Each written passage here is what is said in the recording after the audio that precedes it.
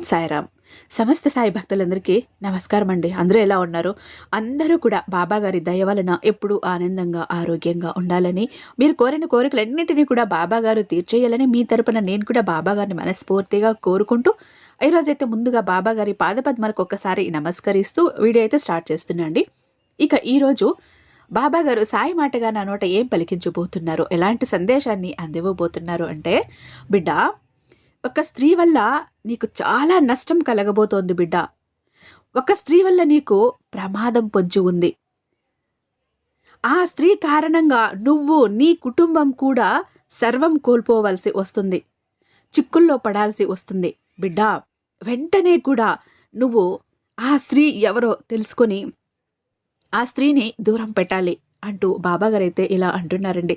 మరి బాబాగారు ఇలా ఎందుకు అంటున్నారో బాబాగారి మాటల్లోనే వినబోయే ముందు, మనకు తెలిసినటువంటి ఒక గురూజీ అండి, మనిషి నిద్ర లేచినప్పటి నుంచి 1,00,000 ప్రాబ్లమ్స్ ఉంటాయండి. ప్రతి ప్రాబ్లమ్ ఫేస్ చేయలేక అల్లాడిపోతుంటాం, ఎన్నో చోట్ల తిరుగుతూ ఉంటాం, ఎంతో డబ్బు ఖర్చు పెట్టుకుంటూ ఉంటాం, సరైనటువంటి ఫలితాలు ఉండవు. కానీ నమ్మకంతో ఒక్కసారి ఇక్కడ ట్రై చేసి చూడండి. చాలామంది అయితే మంచి రిజల్ట్ పొంది చాలా హ్యాపీగా చెప్తున్నారండి. గురువుగారి వల్ల మేము చాలా హ్యాపీగా ఉన్నామంటూ శ్రీ సాయిబాబా ఆశీస్సులతో జ్యోతిష్యం చెప్తారండి. ఉన్నది ఉన్నట్టుగా చెప్తారు గురూజీ సీతారామరాజు గారు. వీరి మొబైల్ నెంబర్ 96698722. మీకు ఎలాంటి సమస్య ఉన్నా కూడా చిటికలో పరిష్కరించి ఇచ్చేస్తారు.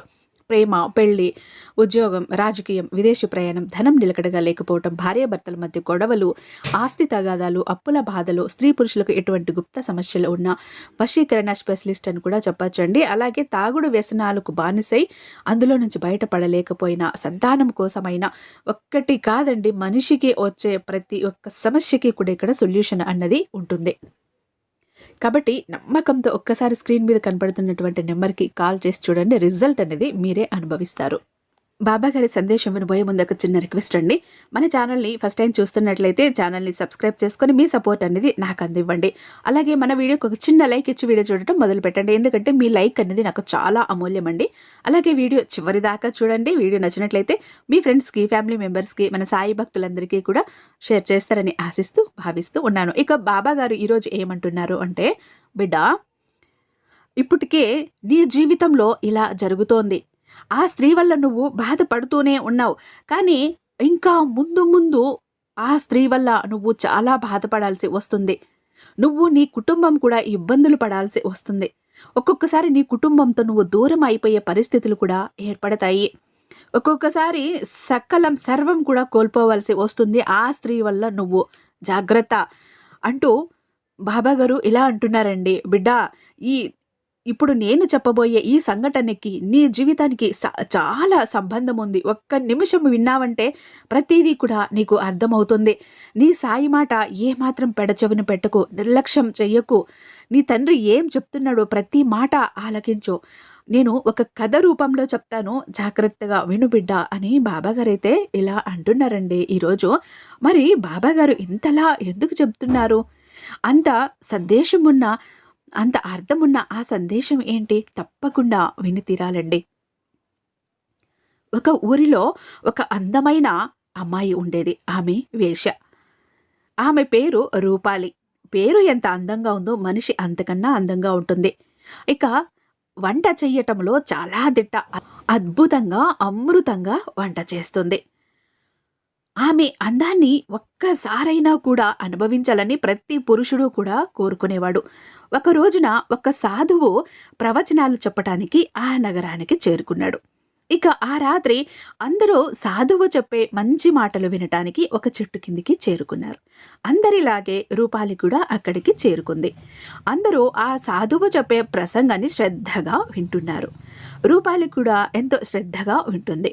ప్రసంగం మొత్తం విన్న రూపాలి మనసు మారిపోయింది. తాను చేస్తున్నదే తప్పు అని తెలుస్తుంది. ప్రసంగం ముగిసిన తర్వాత ఆ సాధువు దగ్గరకు చేరుకుని ఆయనకు నమస్కరిస్తూ, మహాత్మా, మీరు చెప్పిన ఈ విషయాలన్నీ నాపై బాగా ప్రభావం చూపించాయి. నా వల్ల చాలా తప్పు జరిగిపోయింది. నా వల్ల ఎంతో మంది నష్టపోయారు. ఎన్నో కుటుంబాలు నాశనం అయిపోయాయి. ఎంతో మంది ఆడపడుచుల కన్నీరు, ఉసురు నేను పోసుకున్నాను. నేను చేసిన పాపాలకు ఎలాగో నాకు శిక్ష తప్పదు. ఇక ఇప్పటి నుండి నేను పుణ్యకార్యాలు మాత్రమే చేస్తాను స్వామి. నేను చాలా ధనం సంపాదించాను. ఇక నేను నా జీవితం మీకు సేవ చేసుకోవటానికే అంకితం చేసుకుంటాను అని అంటుంది. అప్పుడు ఆ సాధువు, అమ్మా నీ ఇష్టం. నీకు ఏం చెయ్యాలనిపిస్తే అదే చెయ్యి తల్లి. ఇక నీ జీవితం సంతోషంగా ఉంటుంది అని ఆ సాధువు గారు ఆమెను ఆశీర్వదిస్తారు. ఇక అప్పటి నుండి ఆ రూపాలి ఆ ఆశ్రమంలోని శిష్యులకి భోజనం వండి పెడుతూ ఉండేది. ప్రతిరోజు కూడా 10 మంది శిష్యులకు మాత్రమే తన ఇంట్లో రుచికరమైన భోజనం పెడుతూ ఉండేది ఆ రూపాలి. ఆ రూపాలి భోజనం చేసే గిన్నెలను ఒక 10 గిన్నెలను ఆశ్రమంలో ఇచ్చింది. వాటిని ఎవరైతే తీసుకువస్తారో వారికి భోజనం పెట్టేది ఆ రోజు. ఇక ఈరోజు అక్కడ భోజనం చేసి వచ్చిన శిష్యులు ఆశ్రమానికి రాగానే ఆ 10 పాత్రలను ఇంకో 10 మంది శిష్యులకు ఇచ్చేసేవారు. ఇంకా వాళ్ళు మరునాడు వెళ్ళి భోంచేసేవారు. ఇలా రోజులు గడిచిపోతున్నాయి. ఒక రోజున రూపాలి ఇంట్లో భోజనం చేసి వచ్చిన ఒక శిష్యుడు మిగతా శిష్యులతో ఇలా అంటున్నాడు, అబ్బా ఎంత రుచికరమైన భోజనం, నేనెప్పుడూ ఇలాంటి భోజనం తిననే లేదు. అక్కడ భోజనం కంటే అతి ముఖ్యమైనది మరొకటి ఉన్నది, అదే రూపాలి. ఆమె అందం ముందు దేవతలు కూడా సరితూగలేరు. ఆమె అందానికి మోహితుడు కానివాడు అస్సలు మనిషే కాడు అంటూ ఆమె అందాన్ని పలు పలు విధాలుగా పొగుడుతున్నాడు ఆ శిష్యుడు. ఆ మాటలన్నీ ఒక యువ సన్యాసి దూరంగా నిలబడి వింటున్నాడు. ఇక అప్పటి నుండి అతనికి ఆమెపై ఆసక్తి కలగటం మొదలైంది. ఇక అతను ఇలా ఆలోచిస్తున్నాడు, అబ్బా ఇతను చెబితే ఇంత అందంగా ఉంటే ఇక నేరుగా ఆమెను చూస్తే ఇంకా ఎంత అందంగా ఉంటుందో. ఆ యువ సన్యాసి ఆమెను తన మనసులో నానా విధాలుగా ఊహించుకుంటున్నాడు. ఇక ఆమెను చూడకుండా ఆమెను ప్రేమించటం మొదలుపెట్టేశాడు. ఆమెను ఎలాగైనా కలవాలి అనుకున్నాడు. ఇక మరుసటి రోజు అందరికంటే ముందుగా నిలబడి భోజనానికి వెళ్లే పాత్రను సంపాదించుకున్నాడు ఆ యువ సన్యాసి. ఇక ఎలాగైనా రేపు రూపాలని కలవచ్చు అని అనుకున్నాడు. ఇక అతనికి రాత్రి నిద్ర రావటం లేదు, నిద్ర లేదు. రాత్రంతా కూడా కలలు కంటూ ఊహించుకుంటూ ఆమె గురించిన జ్ఞాపకాలతో ఆమెను ఎలా చూడాలి, ఎలా ఉంటుంది అని ఆమె గురించి ఆలోచిస్తూ ఉన్నాడు. కానీ అదే రోజున రూపాలికి తీవ్రమైన జ్వరం వచ్చి అనారోగ్యం పాలయ్యింది. ఇక మరునాడు భోజనం చెయ్యటానికి శిష్యులందరూ రూపాలింటికి చేరుకున్నారు. అందరితో పాటు ఆ యువ సన్యాసి కూడా ఎంతో ఆశతో అక్కడికి చేరుకున్నాడు. అందరికీ పనివాళ్లు వచ్చి భోజనం వడ్డిస్తున్నారు. జ్వరంతో మంచం పైనే ఉంది రూపాలి. అది చూసిన ఆ శిష్యునికి విపరీతమైన కోపం వచ్చింది. మీరెందుకు వడ్డిస్తున్నారు, మీ యజమాని లేదా అని అంటూ గట్టిగా అరుస్తున్నాడు. ఇక ఆ యువ సన్యాసి అలా అరుస్తుండటంతో ఆ మాటలు మంచంపై ఉన్న రూపాలికి వినిపించాయి. అతను కోపంగా గట్టిగా అరుస్తున్నాడు. వెంటనే ఆమె దగ్గర ఉన్న ఒక పనామెను పిలిచి, నాకు చేత కావటం లేదు, కొద్దిగా నన్ను ఆ భోజనం వద్దకి తీసుకువెళ్ళు, వారికి నేనే వడ్డిస్తాను అని అంటుంది. ఇక పనామె సహాయంతో మెల్లిగా అక్కడికి చేరుకుంటుంది రూపాలి. ఆమె పూర్తిగా శక్తిహీనంగా ఉంది. చెమటలు కారుతున్నాయి. ఆమెను చూసిన ఆ శిష్యుడు తన మనస్సులో ఇలా అనుకుంటున్నాడు, అబ్బా ఎంత అందంగా ఉంది, ఇంత అనారోగ్యంతో కూడా ఇంత అందంగా ఉంది కదా. ఒకవేళ ఈమెకు ఏ జబ్బు లేకుండా పూర్తి ఆరోగ్యంతో ఉండి నగలన్నీ అలంకరించుకుంటే ఎంత అందంగా ఉంటుందో కదా అని అనుకుంటూ ఇక ఆమెను చూస్తూ తినటం మర్చిపోయాడు. అందరి భోజనం పూర్తయిపోయింది. అందరూ లేవటంతో తన ఆహారపు పాత్రను, అంటే ఆ పాత్రలో ఆమె పెట్టిన భోజనం అలాగే ఉంది, భోజనంతో సహా ఆహారపు పాత్రని తను తీసుకుని విని అక్కడి నుండి వెళ్ళిపోయాడు. దారిలో కూడా ఆమె గురించే ఆలోచనలు ఆలోచిస్తున్నాడు. అలా ఆశ్రమానికి చేరుకుని పడుకున్నాడు. ఆ ఆహారపు పాత్రను పక్కన అలాగే పెట్టేశాడు తినకుండా. తను మనస్ఫూర్తిగా రూపాళి అందంపైనే నిమగ్నమై ఉన్నాడు. మనసు మొత్తం ఆమె అందం మీదనే నిమగ్నమై ఉంది. అలా చీకటి పడిపోయింది. ఆ శిష్యుడు ఇంకా భోజనం చెయ్యనే లేదు. తోటి శిష్యులు వచ్చి భోజనం చెయ్యమన్నా అతను లేవలేదు, భోజనం చెయ్యలేదు. ఇక తీవ్రమైన జ్వరంతో రూపాలి ఆ రాత్రి మరణించింది. రూపాలి మరణించిన విషయం మహారాజుకు తెలిసింది. వెంటనే ఆ విషయాన్ని మహారాజు ఆ సాధువుకి కబురు చేస్తాడు. అప్పుడు ఆ సాధువు, మహారాజా, రూపాలి మృతదేహాన్ని ఖననం చెయ్యవద్దు. ఆ దేహాన్ని ఒక పెద్ద మైదానం మధ్యలో ఉంచండి. జంతువులు, పక్షులు శరీరాన్ని నష్టపరచకుండా కాపాడండి అంటూ బదులు పంపిస్తాడు. సాధువు చెప్పినట్టుగా మహారాజు అలాగే చేశాడు. ఒక పెద్ద మైదానంలో ఆమె శరీరాన్ని ఉంచి కాపాడుతున్నాడు. ఇలా 3 రోజులు గడిచిపోయాయి. ఇక ఆమె శరీరం ఉబ్బిపోయింది, చర్మం పగిలిపోయింది, అందులో నుంచి పురుగులు బయటికి వస్తున్నాయి. ఆ ప్రాంతమంతా దుర్వాసన రావటం మొదలయ్యింది. అప్పుడు ఆ సాధువు మహారాజు వద్దకు వచ్చి, మహారాజా, రేపు నగరంలోని యువకులందరూ వచ్చి రూపాళి మృతదేహాన్ని దర్శించుకోవాలి అని మీరు చాటింపు వేయండి అని చెబుతాడు. ఇక సాధువు చెప్పినట్టుగా రాజ్యం మొత్తం దండోరా వేయించాడు రాజు. రేపు ఉదయం నగరంలోని యువకులందరూ తప్పకుండా రూపాలి మృతదేహాన్ని దర్శించుకోవాలి, లేదంటే వారికి కారాగార శిక్ష విధించబడుతుంది అంటూ నగరం మొత్తం దండోరా వేయించాడు ఆ రాజు. మరోవైపు ఆ యువ శిష్యుడు మాత్రం గత 4 రోజుల నుండి ఏమీ తినటం లేదు. తాను తినకుండా అలా తెచ్చుకున్న ఆహారం పూర్తిగా చెడిపోయింది. అందులో నుంచి పురుగులు బయటకు వస్తున్నాయి. ఒక శిష్యుడు అతని వద్దకు వచ్చి, మిత్రమా, గురువుగారు రూపాలిని చూడటానికి వెళ్తున్నారు అని చెబుతారు. రూపాలి అనే పేరు వినగానే అతనికి కొంచెం శక్తి వచ్చింది. లేచి వెంటనే ఆ పాత్రలో ఉన్న భోజనాన్ని పారవేశాడు. దానిని శుభ్రంగా కడుక్కున్నాడు. ఆ భోజనంలోని పురుగులను చూసి అతనికి అసహ్యం కలిగింది. ఇక అందరి శిష్యులతో కలిసి ఆ మైదానానికి చేరుకున్నాడు ఆ యువ శిష్యుడు. అక్కడ చాలామంది యువకులు నిలబడి ఉన్నారు. ఇక గురువుగారు అక్కడికి చేరుకుని తన శిష్యులతో కలిసి ఒక పక్కన కూర్చున్నాడు. మరోవైపు ఊరి జనం, మరోవైపు మహారాజు కూర్చున్నాడు. అక్కడ అంతా నిశ్శబ్దంగా ఉంది. ఎవరూ ఏమీ మాట్లాడటం లేదు. అప్పుడు ఆ గురువు నిలబడి, ఓ మహారాజా, ఇక్కడ పడి ఉన్న ఈ మృత స్త్రీ ఎవరు అంటూ ప్రశ్నించాడు. అప్పుడు ఆ మహారాజు, గురుదేవా, ఆమె రూపాలి, ఆమె పూర్వం ఒక వేశ్య అని చెబుతాడు. అప్పుడు ఆ గురువు, ఓహో, ఈమె రూపాలినా? అయితే అందరూ వినండి. ఇప్పుడు ఈ రూపాలితో ఎవరైతే ఒక్కరోజు రాత్రి కలిసి గడపాలనుకుంటున్నారో వారు కేవలం 1000 బంగారు నాణ్యాలు ఇచ్చి ఆమెతో ఒక్కరోజు సుఖంగా గడపవచ్చు అని అంటాడు.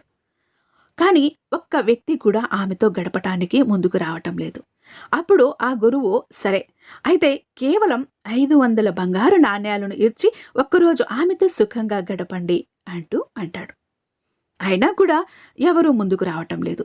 అప్పుడు ఆ గురువు, సరే, అయితే కేవలం 100 బంగారు నాణ్యాలు ఇచ్చి ఆమెతో ఒక్కరోజు గడపండి అని అంటాడు.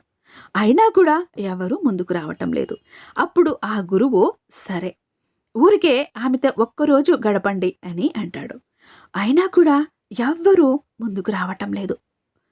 అప్పుడు ఆ గురువు, సరే, మేమే 1000 బంగారు నాణ్యాలను బహుమతిగా ఇస్తాము, ఆమెతో ఎవరైనా ఒక్కరోజు సుఖంగా గడపండి అంటూ అంటాడు. అయినా కూడా ఎవ్వరూ ముందుకు రావటం లేదు.